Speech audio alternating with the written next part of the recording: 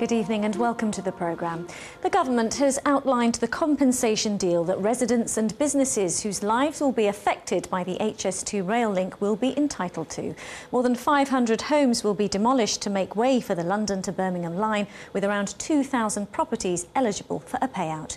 But some have criticised the deal. Let's get more details from our reporter Matthew Morris, who's in West London this evening. Matthew. Whereas the government says the new high-speed 2 rail link will transform the UK, delivering jobs and growth.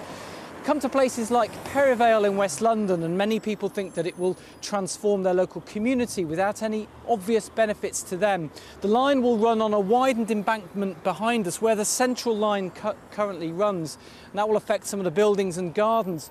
This block of flats, the people in there believe that those flats will be demolished. So there's obviously a lot of anger and frustration here, and there's a lot of anger and frustration in the countryside too. So if we come out here, I can show you just exactly where this 225-mile-an-hour train is going to go. Agnes Fletcher lives just outside Great Missenden in Buckinghamshire. So that pub over there is going to go, so the train will come through there, across the field that you can see just there, and then it will clip the edge of that woodland just there. Agnes says the house has lost 40% of its value because of high-speed 2, but it's just outside the area eligible for automatic compensation. Now that we know that the train will be right there, actually we'd do anything to be able to move. And unfortunately we'll get no help to do so. If you were 50 metres that way... If we were 40 metres closer, they would buy us, they'd have to buy us. But because of where we are, they won't. The government has announced a so-called safeguarded area, 60 metres either side of the new high-speed 2 line, affecting 1,101 properties in total. Of that number, 528 properties will be demolished, many of them homes.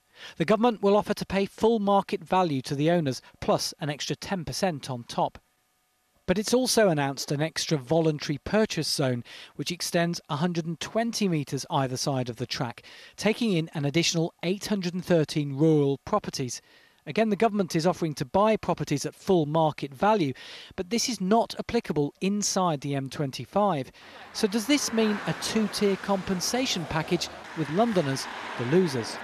That's just simply not fair. I think it probably all comes down to cost for the government. I think they probably cannot afford to pay the additional money to compensate people in London. What it is that it reflects the fact that in rural areas there are far more complexities and difficulties involved in the building of the railway and the housing there, and so that they should be able to benefit, and the building of the project should be protected by having that zone.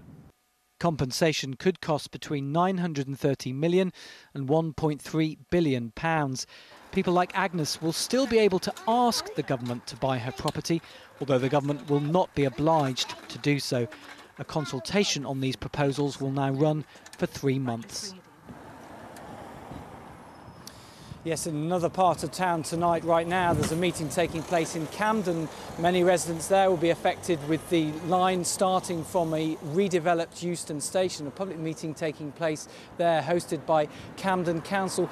Across London and the South East, if you have a voice about this consultation on the compensation plans, now's your time to voice those concerns. Do you agree with the government that they're going above and beyond what they need to do, that they are fair and generous, or do you believe they're fundamentally flawed? The consultation period runs until January.